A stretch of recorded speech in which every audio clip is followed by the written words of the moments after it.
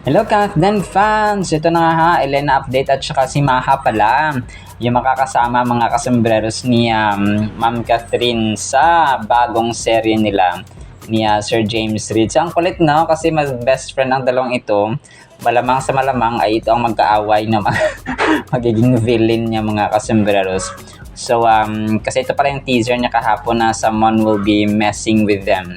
So si Ma'am Maha Salvador pala yung bagong cast na na-reveal mga kasembreros.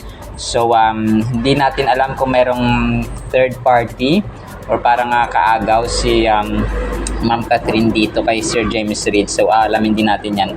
Pero ano kasi nilinaw ni Ma'am Catherine, so hindi ito love team. This is more on partnership or a collaboration na project mga kasembreros. Hindi siya yung tipong love team agad mga kasembreros. Kasi yun parang gagawin na ito for the sake of their contract, no? Or decision ng management mga kasembreros. So ito na po si Ma'am Maha Salvador. So medyo aabangan din natin ito mga kasembreros, no? Pero ako ay tipong update lang, no? Tamang update lang tayo mga kasembreros. So kahapon ay nag-ano rin ng nag-drop sila ng mga pictures and then ng video mga kasembreros. Kasama nga sina phenomenal box office cinema queen at saka si Sir James Reid mga kasembreros. And then ito, spotted ito muna. And then ito mga kasembreros, nag-post ang isang fan sa Facebook page mga kasembreros about nga dito sa Elena 1944, no? Due to the yung delay nila mga kasembreros ay ang ibig sabihin po or nagpapahiwatig ito, no, nung kay Direk hindi ko alam kung isa kami ng pinagbasehan kasi 2 days ago ito yung about niya kaya Direk Gina Alahar, no, na kung saan ay baka sasali siya sa team ni pero ibang network kasi, no. So bahala na sina Ma'am Olivia Lamasan at saka sina Direk Cathy mga kasembreros sa mag-usap dito, no. And sabi dito ni Ma'am Ana Media, no, OMG, Catherine's jaw-dropping movie comeback with Direk Gina confirmed. But Elena 1944 faces shocking delay amid Alden Richards' involvement, leaving fans got between excitement and frustration in the Philippine showbiz. So sabi nito, bida sa isang pelikula kasama si Direk Gina. Ang Philippine isa parang siya pala, translation. So tapos ang nakalagay dito ay yung mga pictures nga, no, ni Sir Alden, ni Ma'am Catherine and si Mayor Mark Alcala dito rin. Hindi ko lang kung ano ito, kung totoo, no. Pero yun nga, no, speculation. We're hoping and praying talaga na yun nga, no, si Sir Alden ang magiging leading man mga kasembreros. So kasi ako din nagpapaisip bakit kaya ang tagal, no, kasi 2020 pa yata ito mga kasembreros na tapos naudlot, tapos na delay, tapos ito na, no, marami ng speculations talaga na si Sir Alden yung magiging And si Ma'am Catherine, may panibago siyang sige ito muna.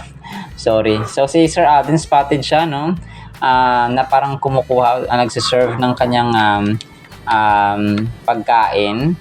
Tapos sabi dito sa caption is super bait, no, ni Alden, grabe. So hindi ko lang kung saan to. Parang kasi kaka-post na video Tapos yung pinaka-last niya ay may picture ni Ma'am, no, na nung girl na nakatabi niya mga kasembreros while getting some food mga kasembreros. So hindi ko alam kung ito ay nasa or parang hindi ito yung time na sa na magkasama sila ni Maha, hindi sa to pay mga kasembreros. So hindi ito. So hindi ko alam kung saan ito, pero baka kung may scoop tayo na makukuha pa. Parang bago kasi siya, no. Wala ako sa file neto mga kasembreros. So baka may or pwede rin doon sa Pampanga, no, na pinagkainan or break time ni Sir Alden sa kanilang klase, tapos kumain siya dito. So pwede rin yun mga kasembreros. So spotted, no, ng isang fan dito si Sir Alden. And then ito, si Ma'am Catherine, no, nag-post siya sa kanyang Instagram story ng kanyang panibagong endorsement video ng Rexona mga kasembreros. So ang daming endorsements talaga ni Phenomenal Box Office Cinema Queen, no. Ito po ay kanyang bagong endorsement video. So scent world class perfumes, tapos nakakulay violet naman si attorney mga kasombreros. Tapos ay posing Rexona.ph. Tapos try new Rexona. Ito talagang pinagpala, no, ng mga endorsements si Phenomenal Box Office Cinema Queen. And then ito yung The Filipino Channel, no, or TFC. Of course, no, nagpasalamat at nag-post sa kanilang Facebook account na yun nga, no, nag-congratulate kay Ma'am Catherine, kay Sir Alden, and the rest of the Hello Love Again team mga kasombreros sa kanilang award sa Content Asia Awards mga kasombreros, no. Sabi dito ng The Filipino Channel, love wins again. Tapos My Heart. Tapos Hello Love Again bags favorite Asian movie viewers choice award at the Content Asia Awards 2025. So congratulations to the whole Hello Love Again team. Hello Love Again, hashtag HLA, hashtag Catherine Bernardo, hashtag Alden Richards, hashtag Star Cinema, hashtag favorite Asian movie, hashtag Viewers Choice Award, and then hashtag Content Asia Awards. So talagang binasa ko lahat ng hashtags, no.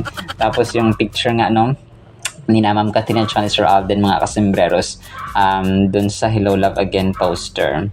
So talaga nakaka-proud ito, no, na maging Pilipino at maging Catholic mga kasombreros. And then ito, sobrang lalim nito, no, ng pinost ni Sir Alden sa kanyang Instagram story. Pinost niya or parang ni-repost niya yung pinost din ng GMA News mga kasombreros. Sabi niya dito is not all of us can do great things, but we can do small things with great love, Mother Teresa. So isang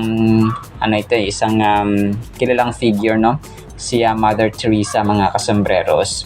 So this was published by GMA News today mga kasombreros. So panawagan din ito, no, ni Sir Alden sa ating lahat na kahit na wala man tayong may ambag, malaking may magawa, but still, no, we can do small things yet great things mga kasombreros. So unang-una na nga dito ang love, no. And then ito, so another animation, no, ang ganda ang para siyang may mini parang may mini version siya mga kasombreros sa harapan nung parang laptop or parang PC mga kasombreros, computer. Tapos parang siya, no, mini Alden, pero totoo ba parang siya, parang pinagawa talaga siya, no. Tapos yung sa likod niya ay parang grabe yung nagagawa ng digital digital age or digital era mga kasombreros na computer. Para siyang totoo, hindi, parang mini version na Sir Alden nung parang cellphone siya. Tapos ay nasa likod niya ay parang graphic art, no, parang graphic art design yung ginagawa nila dito. Ang cute lang at saka ang kulit, no, parang pwede nilang magawan talaga kahit ng mga kasombreros, no. So kasi yung kanina una, di ba, parang statua siya, no, parang statue ng image na gusto nilang i-portray or gusto nilang makita mga kasombreros. Tapos ngayon ito na naman, no, so ang cute lang ng kanilang ginawa dito mga kasombreros. Alright, but in the meantime, yun lamang sa ating Catherine items, ha. Sana pa ipakinggan po natin ang Word of God. Again, today is September 5, 2025, Friday na po. Ang bilis. Bukas, Sabado na naman. Weekend na naman mga kasombreros. So, magbabakasyon na ulit bukas. Ang bilis talaga ng panahon. Parang kahapon ng Lunes. Tapos ngayon, Biyernes na naman. Pero yun po, sana pa ipakinggan po natin ang Word of God. At para po sa ating Word of God ay sobrang ganda at kulit po nito mga kasombreros. Ang title, Gintong Hikaw. Proverbs 25:12, like an earring of gold and an ornament of fine gold is a wise rebuker to an obedient ear. Napakaganda po nito mga kasombreros. So ito po ay although hindi man literal, no, na gintong hikaw ay inhalin tulad mga kasombreros. Yung isang taong taga-counsel, taga-advice, taga-payo, taga-paalala, no. Ako pwedeng ating nanay, ang ating kuya, ang ating guardian, ating tatay, or kung sino man dyan mga kasombreros, no, na wise rebuker. Ibig sabihin, sila yung maalam ba na counsel, kumaga pa teacher, guro, master, leader, for example, pwedeng siya yung nilook up, no? At saka pwede rin yung mga motivational speaker at saka mga Christian speaker, mga kasombreros. Tapos, ang dito is yung obedient ear. Yung talagang pag nakinig siya, ay sinusunod niya mga kasombreros kung ano mang learning or kung ano mang advice or counsel na kanya pong natanggap. So, yun po yun. Proverbs 25 verse 12 is about wise and honest advice being compared to a piece of gold jewelry, valuable and highly appreciated when given at the right time. So, parang ganun siya mga kasombreros, no? Ikinumpara siya sa isang gintong hikaw, no? Golden earring mga kasombreros na para kang kapag ikaw ay nakinig, no, parang binigay sa iyo mga kasombreros sa perfect time kasi nga ikaw ay nakikinig at sumusunod sa dito ko talaga na realize yung kahalagahan ng pagsunod sa utos ng magulang. Yung mga batang hindi nakikinig sa utos ng magulang, sa advice ng magulang ng bata pa sila, ang ending talaga naging pariwara. Hindi naman naging pariwara, kumbaga parang hindi sila nakapagtapos ng pag-aaral, tapos nakapag-asawa ng maaga. So parang ang kahirapan na doble kasi nga hindi nga sila nakapag-aaral na maayos, nakapag-asawa pa ng mahirap. So na doble yung hirap mga kasombreros, naging triple pa nga kasi nga nagkaroon ng baby, no, na alanganin kung mga pa wala pang stable na source of income mga kasombreros. Merong mang source of income pero pahapyaw-hapyaw, no, contractual for example, isang linggo, and then maghahanap na naman ng panibagong trabaho. So, napakahirap po, no? So, that's just one aspect ng buhay na financial. Tapos, yung spiritual pa. So, hindi sila marunong wala silang ituturo at naipapakain spiritual food sa kanilang anak or sa asawa niya, for example. Kasi nga, hindi sila nagkaroon ng wisdom at hindi sila nakinig sa counsel or sa advice ng kanilang magulang, mga kasombreros noong sila po ay bata pa. The imagery, sabi dito, Proverbs 25 offers a profound insight into the significance of wise counsel in the art of receiving constructive criticism graciously. So, pwedeng magmula yung mga advice or reminders sa ating tao sa paligid. Let's say para sa akin, no, yung mga subscribers natin na mas may alam when it comes to updates or sa tawag sa, kasi hindi ko naman alam lahat mga kasombreros, no? Kung kaya pag may nagko-comment tapos nakita ko tama, so I really appreciate those corrections mga kasombreros. So sa simpleng mga bagay, sa simpleng mga paalala or parang pag-correct mga kasombreros kapag ang tao po ay nakikinig, ay kasi hindi naman tayo perfecto, no? It's our nature. Kahit na perfecto ang ating pangalan, kahit perfecto kahandig ang ating pangalan, hindi po tayo perfect mga kasombreros. So kagaya ng isang ginto, kasi ang gintong hikaw, di ba, mamahalin yun mga kasombreros. So pwede mo siyang isanla, no? Pwede mo siyang ibenta. So ganun po siya mga kasombreros. So kagaya doon ng gintong hikaw, kasi kapag nasa pawn shop ka, for example, no, talagang marami ang ganito na nagsasanla mga kasombreros kasi nga may worth, no, or may value talaga siya. In the broader context, sabi dito, the imagery used in this verse comparing wise reprovers to golden earrings or ornaments vividly conveys the precious nature of valuable advice. So, precious talaga mga kasombreros. Kung kaya sasabi natin na ang kaalaman ay kayamanan, and that is true, no? Lalong-lalo na kapag yung taong maalam ay ay nakikinig pa at nag-gain pa siya, no, kumukuha pa ng insights at ng panibagong learnings every single day. So, the ones, sabi dito, in the broader context, biblical teachings, Proverbs 27:6, na sabi po ay related sa verse na ito mga kasombreros, no? Proverbs 27:6 complements this verse by highlighting the importance of honest feedback from true friends. So, yun, no? Hindi siya sugar-coated mga kasombreros kasi ang tao or ang kaibigan mo na kasi may mga taong prangka talaga. May mga kaibigan tayong prangka, no? Kahit makulit sila, may prangka tayong mga kaibigan. So pag sinabi nilang ganito, ibig sabihin totoo yan kahit masakit, no? Kasi ang katotohanan, masakit talaga yan mga kasombreros. So truth may offend us, pero kapag na-learn natin yung ating pagkakamali and we embrace the truth, we live that truth mga kasombreros, ay nagkakaroon tayo ng improvement and development sa ating buhay. The ones inflicted by a faithful friend, though they may sting momentarily or are ultimately more beneficial than the deceitful kisses of an enemy. So, kahit na parang ano siya, no? Parang si Judas, no? Si Judas Iscariot, mga kasembreros. So, mas mainam daw na prangka at saka medyo mapait, no? Medyo masakit ang katotohanan mula sa iyong kaibigan. Mas mainam daw ito at mas beneficial kumpara mo sa isang halik ng isang kaaway, mga kasembreros, na alam mong ang tatraidorin ka naman sa huli, mga kasembreros. This juxtaposition underscores the value of a genuine, albeit sometimes uncomfortable, advice in our lives. Similarly, James 1:19, no, kapareho din ang verse nito, mga kasembreros. Nag-emphasize ito ng a virtue ng katotohanan, mga kasembreros, ng being quick to listen, slow to speak, and slow to anger. So, nakikinig ba? Nakikinig talaga siya, mga kasembreros. Tapos, malumanay magsalita. Parang kumaga pa, bago siya magsalita ay sinasala niya muna. Tama ba ito? Pwede ba ito? Nakaka-encourage ba ito? Nakaka-build up ba ito? So, parang ganun siya, mga kasembreros.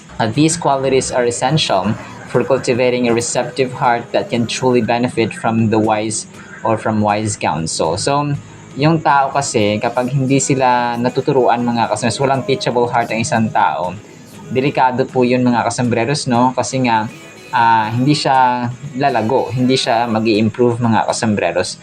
Kagaya sa isang tanim na minsan kailangang i-trim siya, no? Kailangang putulan yung mga sanga-sanga para mas lalo siyang mag-grow at saka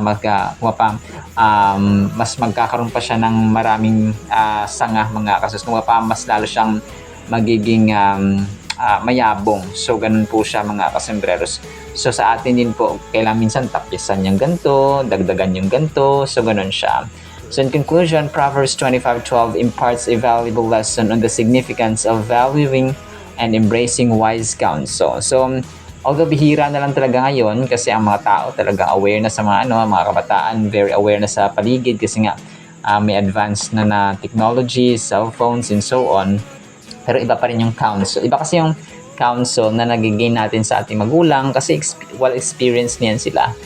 Yung kasabihang papunta pa lang tayo ay pabalik na sila. Totoo po yun, mga kasembreros. So, although gasgas na yung kasabihan ay yan, dapat po ay natututunan at ini-embrace at saka is na sa pamuhay ng mga kabataan yung kasabihan na iyan na kahit gaano naman tayo katalino sa school, sa trabaho, kahit na top-notcher tayo, kapag ang nanay at tatay natin na nag-advise ay dapat nating sundin, mga kasembreros. So, doon sila lamang no? Experience is the greatest and the best teacher kapag tayo po ay nakaka-learn from that experience. Pero pag hindi, ay useless din siya, mga kasembreros. So, ganun din po ang magulang natin kasi well-experienced na sila.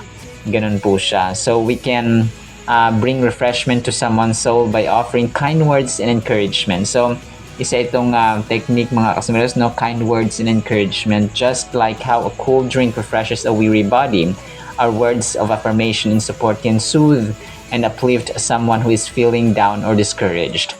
So, wag nating kakalimutan ito na kasi ang pag nagka-counsel ka, constructive criticism, di ba? Or pag nag-advise ka, pag nagre-remind ka, mga kasembreros, bilang isang wise rebuker, dapat yung salita, no, ay piling-pila. At saka, kasi alam mo no, you are wise, therefore you know how to construct your words that can uplift and